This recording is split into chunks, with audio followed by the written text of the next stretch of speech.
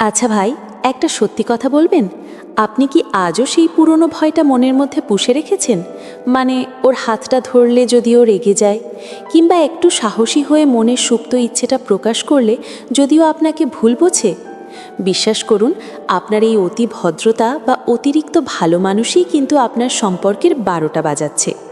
আপনি যাকে সম্মান বা ভদ্রতা ভাবছেন, আপনার সঙ্গিনী হয়তো মনে মনে সেটাকে আপনার দুর্বলতা বা ভীতু স্বভাব ভাবছে।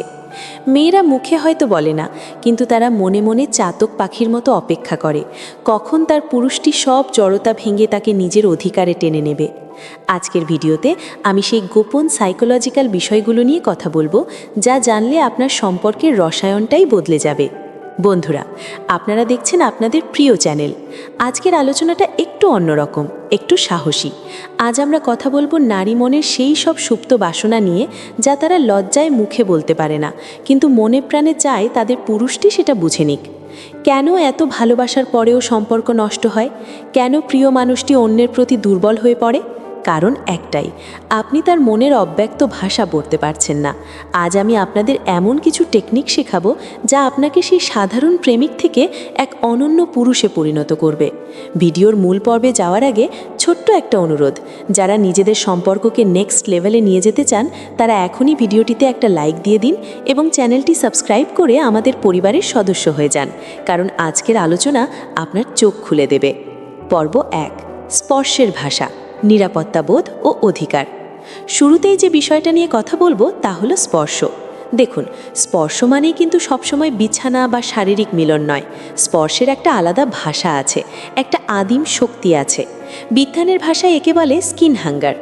মেয়েরা যখন কোনো পুরুষের সাথে সম্পর্কে থাকে, তারা চায় সেই পুরুষের স্পর্শে যেন একটা অধিকার বোধ থাকে।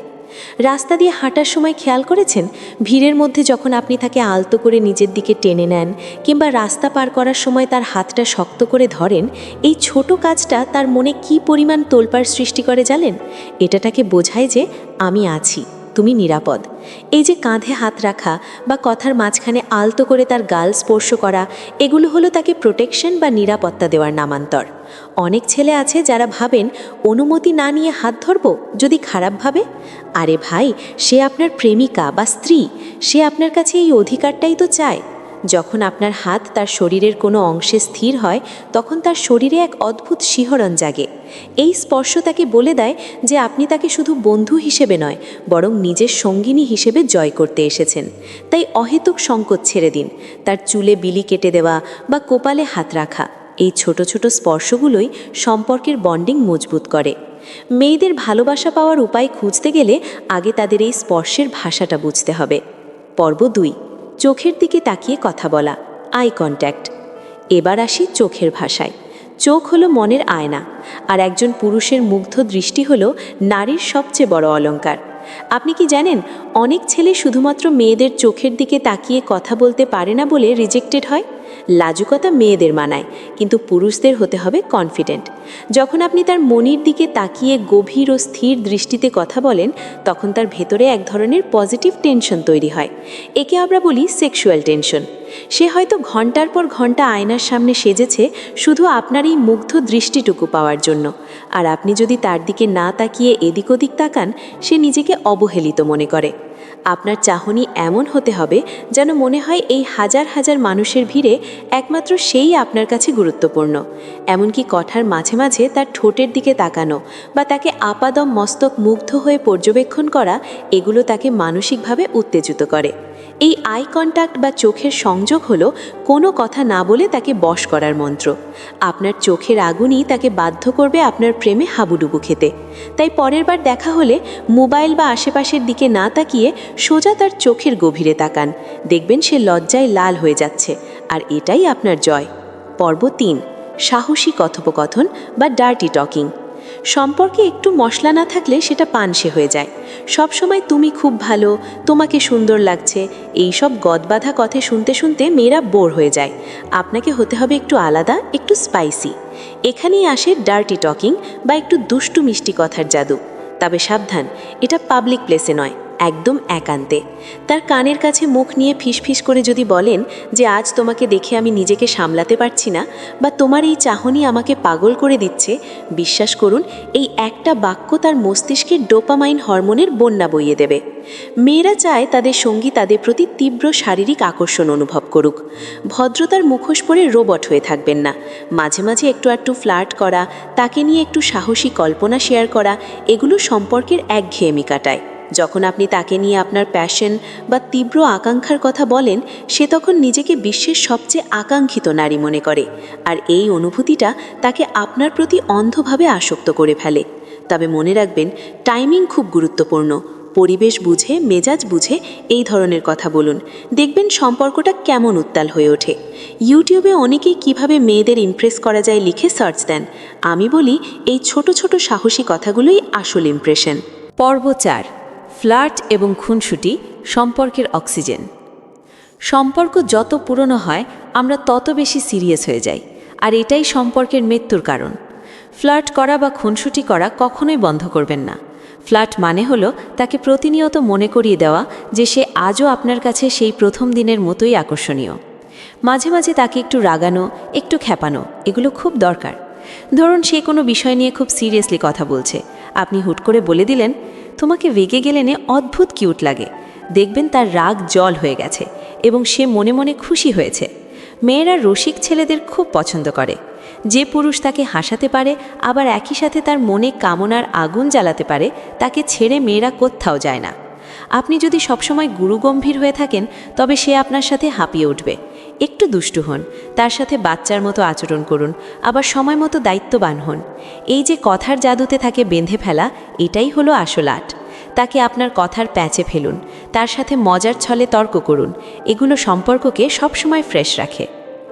পর্ব 5, ডমিনেটিং নেচার, বাঘের মতো ব্যক্তিত্ব।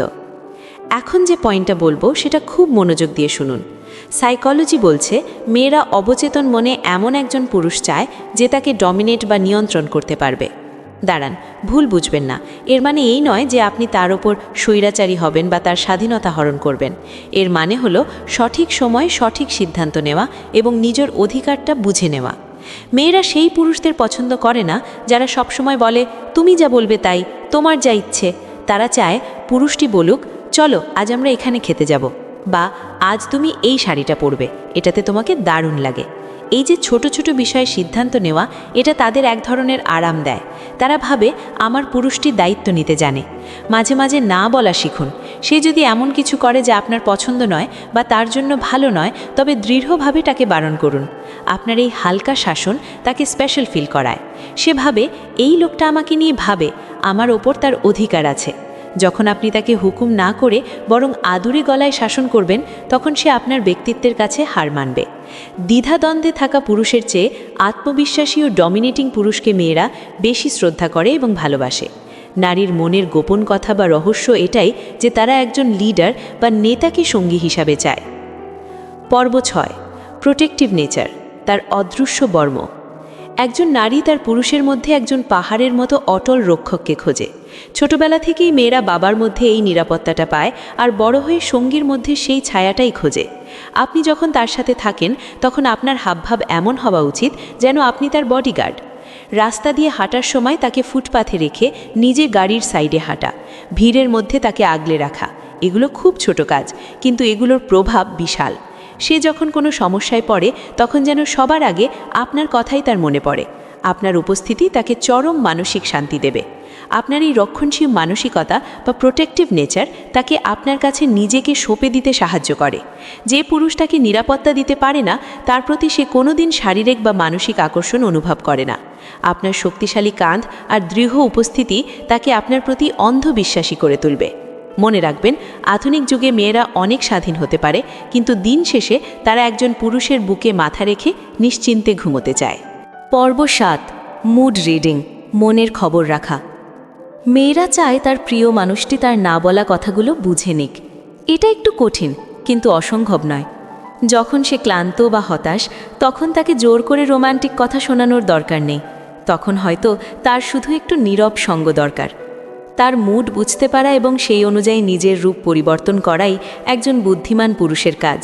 কখনো আপনি হবেন তার দুষ্ট প্রেমিক, আবার কখনো হবেন তার শান্ত অভিভাবক। সে যখন ফুরফুরে মেজাজে থাকে তখন আপনার ভেতরের সেই বুনো পুরুষটাকে বের করে আনুন, আবার যখন সে কষ্টে থাকে তখন তাকে সাপোর্ট দিন। এই ব্যালেন্সটা যারা করতে পারে মেয়েরা তাদের জন্য পাগল থাকে। তার বাউন্ডারি বা সীমানাটাকে সম্মান করুন, কিন্তু সঠিক সময়ে সেই সীমানা পার করার সাহসও দেখান। আপনার এই সাইকোলজিক্যাল ম্যাচিওরিটি তাকে আপনার প্রেমে বারবার পড়তে বাধ্য করবে। তার নীরবতার ভাষা পড়তে শেখাই হলো তাকে চিরতরে বশ করার গোপন মন্ত্র। 7 দিনের চ্যালেঞ্জ। বন্ধুরা, এতক্ষণ তো অনেক কথা শুনলেন, এবার কাজের কথায় আসি। আমি আপনাদের একটা চ্যালেঞ্জ দিচ্ছি, মাত্র 7 দিনের চ্যালেঞ্জ। আগামী 7 দিন আপনার সেই অতি ভদ্র বা ভালো মানুষের মুখোশটা একটু খুলে রাখুন। আগামী 7 দিন একটু সাহসী হয়ে তার চোখের দিকে তাকান, আলতো করে তার স্পর্শের সীমা লঙ্ঘন করুন, তাকে এমন কিছু সাহসী প্রশংসা করুন যা আগে কখনো করেননি। তার জন্য ছোট ছোট সিদ্ধান্তগুলো আপনি নিন, দেখুন তার প্রতিক্রিয়ায় কী পরিবর্তন আসে।